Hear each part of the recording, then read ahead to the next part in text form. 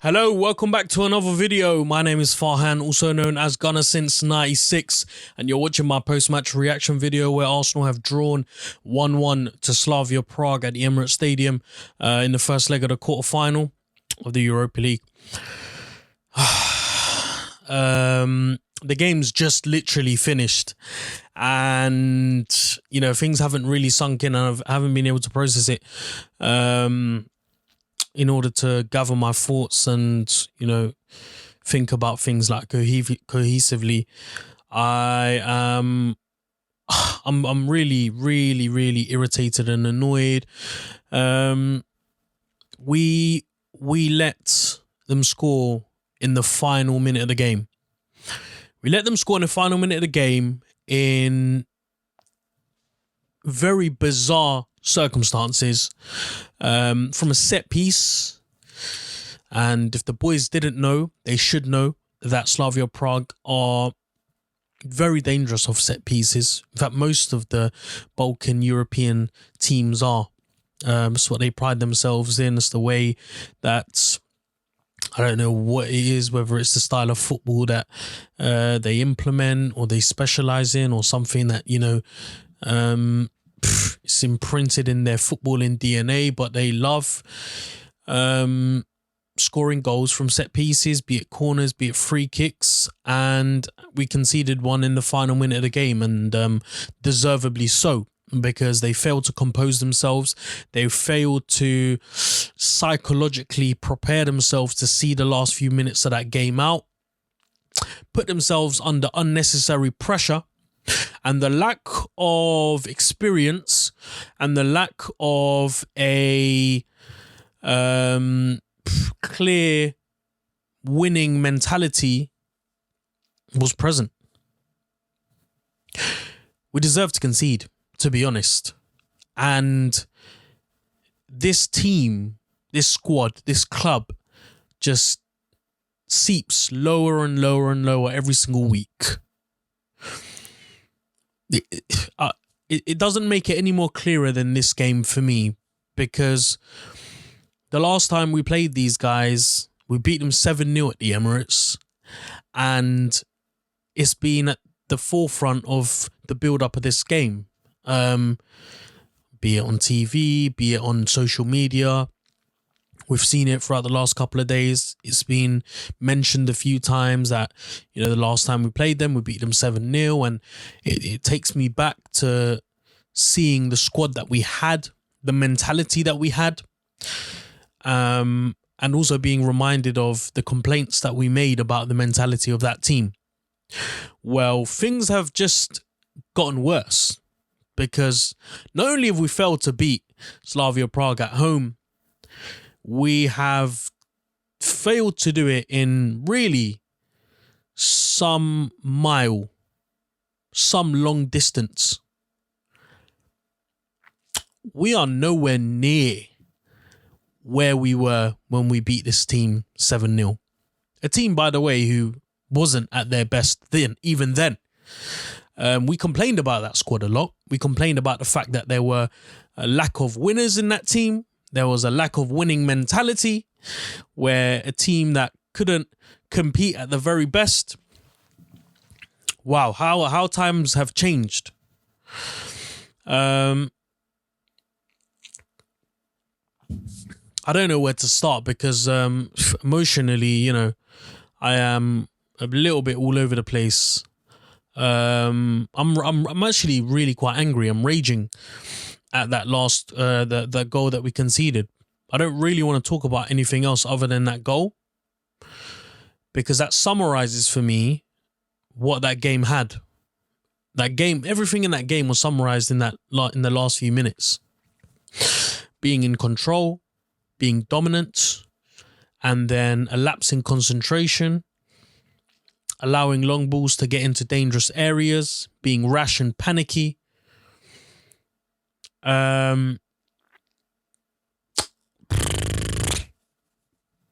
Let's start with the team selection. Arsenal today were set up in a strategic way by Mikel Arteta. He didn't have much of a choice, really. A lot of people are complaining that, Pepe was out, Martinelli wasn't put in. Martinelli is someone we need to have a discussion about, clearly, because, we're all footballing experts, apparently. In fact, I want to get this off my chest, first and foremost, before we go on talking about anything else. It seems as if everyone knows about football more than the guys who are working at the club. It seems as if we can see something that they can't. The idea that Gabby Martinelli needs to be started, needs to be pushed into this first team is astonishing for me. It perplexes me every time this argument is brought forward. What case can you make to tell me that Martinelli deserves to be starting week in, week out? Where did you get the impression that he was ready to play first team football? What, because Aubameyang isn't good enough on the left? Willian's not good enough on the left? Well, Martinelli came on today and he didn't exactly have the, performance that we imagined, filled with stargazing quality and the finishing abilities. And, he had a shot which was always going over. Nevertheless, it was a shot that was created. He looked sharp on the left-hand side. He looked bright. And I think there's a misconception here with Martinelli that needs to be cleared. It's great that he brings energy and pace on the pitch. It's great that there is a certain different type of tempo which Arsenal play at. But that's not all that is needed in a footballing team, right? When you win a game, it's not all down to pace. This isn't FIFA, where you can just get players bombing forward. There is strategy, tactics in place. He struggled today tactically. He struggled today to get his first touches right, to get the final balls right. He struggled to get into the right spaces to receive the balls. Aubameyang and Pepe, on the other hand, were the perfect substitutions. I would have brought them on earlier and maybe Martinelli on a bit later. But Martinelli isn't the finished product or the article. Now you're going to shout and scream at me and say, well, he needs game time. He needs game time in the right games. A big European night in the quarterfinals where you need to scrape a result out and you haven't got any goals and there's 25 minutes to go. That is not the right time for me to bring on a 19, 20-year-old kid who's not ready. He's been at the club. He hasn't been anywhere else. He hasn't been exposed to any other footballing ideas or philosophies. He hasn't been exposed to playing in any other dressing room other than here and in Brazil, in the third tier, wherever it was. So where is this obsession coming from? What, because he scored an amazing solo effort goal against Chelsea? I'm pissed off. I really am. I can't seem to understand where this obsession has come from this kid. Why the fan base are going crazy. And by the way, the goal that was conceded, the goal that we conceded in the last minute of that game, I'm gonna say it how it is. You can hate me, you can say whatever you want about me, but that goal was ultimately down to the lack of experience and the lack of decision making and the lack of knowing what to do at the right time from Martinelli. If you look back to the shot which was saved by Leno and then hit off the post, it was a rash clearance made by Martinelli, who saw the ball, kicked it in whatever direction he was facing. It hit off a player and it deflected and went on to one of Slavia Prague's player who had that shot, and then it was saved by Leno. And that's where, and then they obviously scored from the corner, and that ultimately created that goal scoring opportunity for them. Now, I'm not going to blame Martinelli for that goal and say it's because of him we conceded.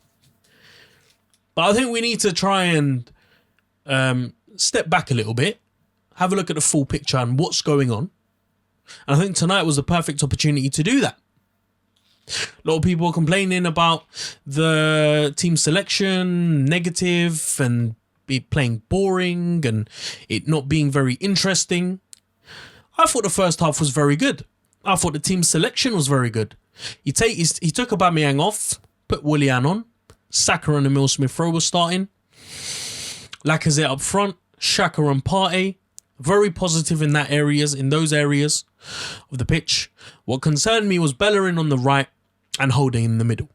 But I understood, because we don't have a left-back replacement, which means Cedric has to fill in, and there's no one there to play on the right other than Bellerin, unless you're going to put Chambers there, and I don't think this is the right game to play Chambers there. Maybe it was, but we saw it against Liverpool. I think Chambers would have suited actually today's game. In hindsight, the way that we were playing, the way that we were breaking down the flanks with Saka on the right-hand side. But then again, Bellerin was ultimately feeding the ball down through midfield to find Saka on that right-hand side. So, look, I was worried about the back four, but everything else for me was fine. I was happy because we had Saka and Emile Smith-Rowe ultimately being at the heart of the final third and everything that we could do to try and create opportunities, which happened, by the way, in the first half. In the first half, Saka was absolutely instrumental. Arsenal were growing into the game. What troubled me was the fact that we were playing sideways passing at the back and we were really slow playing it out from the back, but it slowly started to make sense as to why we were doing that. Inviting Slavia Prague to press us was something that Arteta was quite keen on doing, because every time that we had the ball and we were playing it around and it was very slow and sluggish, Holding and Gabriel looked like they were a little bit clueless and didn't know what to do. But the moment that Slavia Prague were pressing, the moment that we gave them that false sense of confusion, the ball was then played directly into the feet of either Saka or Pepe or long into Willian or Saka, and then the opportunities would then be created. The key was to try and get as many Prague bodies into our half, deep into our half, so that we could release it as far into their half as possible, because with the number of defenders that they had out, they were they had a lot of concerns at the back. They were very unstable. The goalkeeper having a mare as well, not being able to kick the ball out efficiently. And I mean, I got some of the patterns of play that they were trying to utilize, playing up from the back, using their wide men, playing the long balls forward. Ultimately, it wasn't working because Arsenal were just better than them. I genuinely did think that Slavia Prague were trying. They were trying to grow into the game, but the level of opposition they had underestimated. I think we all underestimated Arsenal and the talent and the ability that they have in the squad. Especially, with Xhaka there. Xhaka made a big difference. Xhaka and Saka, for me, made the big differences in the first half. Saka, an opportunity through on goal, should have scored, didn't. Lacazette, I mean, I don't know how much we can talk about him. I've already stretched this video out long enough, but going into, I guess it's a good leeway to get into the second half. The second half, for me, I thought I was quite worried because we didn't take our opportunities in the first half. The second half, it pretty much continued where we left off from. We were on the front foot, pressing forward. I was really impressed with how the team responded to Slavia Prague playing a real intense, pressurizing style of football. As soon as we got the ball in our half, they were pressing men forward like there was no tomorrow. And we were caught off guard at some points. Leno having to boot the ball out, Gabriel having to play the ball out for a corner. But ultimately, we had our opportunities, we had our chances. It fell to Lacazette on 2 occasions. He missed the one-on-one and he missed what could be described as a tap-in. Saka's still looking really good, creating lots of chances. Something that bothered me, which continues to bother me to this day, is the type of crosses that we're putting in. It's great that we're utilising the flanks, but why do we continue to play stupid long balls into the box that are too high and just not productive for anyone in the box? when you keep the ball low and when you put it in with that same type of pace and direction and accuracy, you're more likely to get a body to make contact on it. You know, I mean, percentage-wise, it makes sense. If you've got a ball high above, only aiming for the head, you're less likely to make contact with it. But if it's low, and you're more likely to make a contact with either your chest, your knee, your thighs, it's a contact nonetheless. And with that type of pace, you only need a contact for it to go on target. So that was frustrating. And then we make the substitutions. We bring on Martinelli, Pepe, Aubameyang. Aubameyang, for me, seemed like a completely different type of player. He looked like he was playing for himself today, playing for some pride and responding to his critics. And the moment he came on, he almost scored. Beautiful bit of link-up play between him, Pepe, and Emile Smith-Rowe. Emile Smith-Rowe, for me, being transitioned out on the right-hand side, didn't work. Should have stayed as a number 10. Willian as well, hitting the post. I almost forgot. He put in some really good balls as well from set pieces, I have to say. And he came out of his shell more in that second half. We utilised the left-hand side in the second half more so than we did in the right-hand side. Don't know whether that was a strategic change or whether it was just because the tempo of the game just made us play that way, and they were, adding more men on that right-hand side, so we had to go through the left-hand side. But like I said, the changes came. Aubameyang ultimately making the difference in that final third. I mean, he had energy, pace, trying to run and get those balls, be the first to lose balls. And that's what created that goal. It's a fantastic cross from Saka. Finds Aubameyang, who uses his strength and his awkward movement to shimmy the defender away, wins the ball, slots it into Pepe. Pepe dinks it over and does what Saka failed to do. He dinks it over with a bit of curl on it, and it just sneaks into the back of the net. And then you're thinking home and dry. And ideally, it should have been home and dry. Ceballos comes on, doesn't really do much, but the goal kicks for me is what the issue is, I think. I think that's what it is. I think when Arsenal are 1-0 up and it's late on and you decide to put a long ball forward, you need to put that long ball forward knowing that someone will get ahead to it. You can't eyeball it and you can't half-heartedly boot the ball out and hope that someone is going to get ahead to it. Arsenal are not good in the air. That's why we play from the back. It doesn't make sense for me. Why do we not play a little bit deeper? Why do we commit ourselves so much into the opposition half? Because that's what leads to the goal.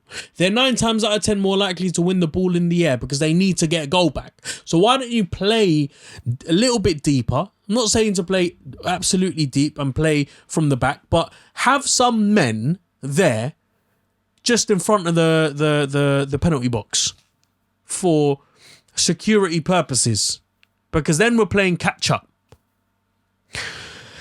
It's ultimately what led to the goal. The goal kicks because, Leno wasted time in the first one. First minute goes, plays the ball out, and then it's sort of panicky, a little bit uncomfortable from Arsenal who just want to see the game out. They're playing with aggression, Slavia Praga, and, they win a corner kick from us not being able to clear the ball out. They had a few good opportunities in the first half themselves and in the second half, and ultimately in the last 5 minutes they had 2 good opportunities, one that hit the post and one where they broke down the left hand side. The ball comes in to, I forgot his name, but he has a shot and it's completely wide. Just crumbling. Arsenal just crumble. They fall apart. And now they've got a job to do next week by trailing an away goal. And maybe this is a good thing. Maybe now we'll finally see them finish the job off. But now Slavia Prague can believe that they have an opportunity to go through to the semi-finals. They've got an away goal. And they've got the potential now to go all the way. This video is pushing up to 20 minutes. So I'm going to stop now because I'm just going to rant and rave, and it's not really going to make any sense of what I'm trying to say, and yeah, I'm gonna leave it there. Thank you very much for watching. If you enjoyed the video, please do give it a thumbs up. Subscribe to the channel if you haven't, and hit that bell notification to be notified every time I release a video. Let me know what you think in the comments below as well. Am I being too harsh? Am I wrong to criticize this obsession with Martinelli? Did Arteta get it wrong, or did he get? Who are we gonna blame this week? I'm gonna leave it there. Because I don't want to say something on my mind which, you know, I shouldn't be saying, because ultimately I'm kind of hot-headed right now. But look, I'll be back again tomorrow for Arteta's press conference reaction, talking about what he's got to say about this game. But until then, stay home, stay safe, and enjoy the rest of your day. Thank you very much. Bye-bye.